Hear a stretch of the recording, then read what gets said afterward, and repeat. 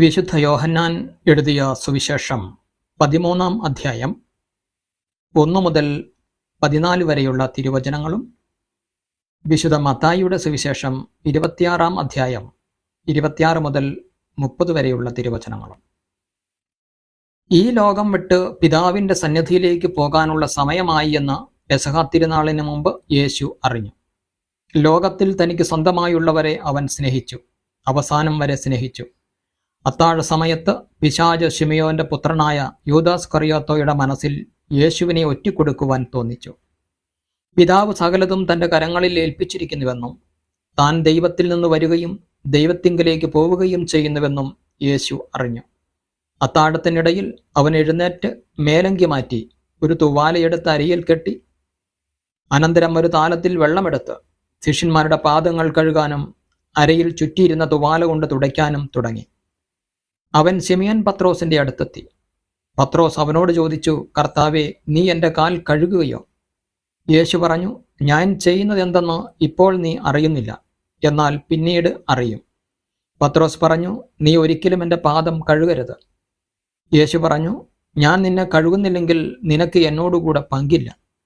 ശിമയോൻ പത്രോസ് പറഞ്ഞു, കർത്താവേ, എങ്കിൽ എൻ്റെ പാദങ്ങൾ മാത്രമല്ല കരങ്ങളും ശിരസും കൂടി കഴുകണമേ. യേശു പ്രതിവചിച്ചു, കുളി കഴിഞ്ഞവൻ്റെ കാൽ മാത്രമേ കഴുകേണ്ടതുള്ളൂ. അവൻ മുഴുവൻ ശുചിയായിരിക്കും. നിങ്ങളും ശുദ്ധിയുള്ളവരാണ്. എന്നാൽ എല്ലാവരുമല്ല. തന്നെ ഒറ്റിക്കൊടുക്കുന്നവൻ ആരാണെന്ന് അവൻ അറിഞ്ഞിരുന്നു.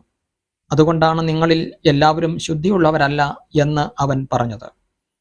അവരുടെ പാദങ്ങൾ കഴുകിയതിനു ശേഷം അവൻ മേലങ്കി ധരിച്ച് സ്വസ്ഥാനത്തിരുന്ന് അവരോട് പറഞ്ഞു, ഞാൻ എന്താണ് നിങ്ങൾക്ക് ചെയ്തതെന്ന് നിങ്ങൾ അറിയുന്നുവോ?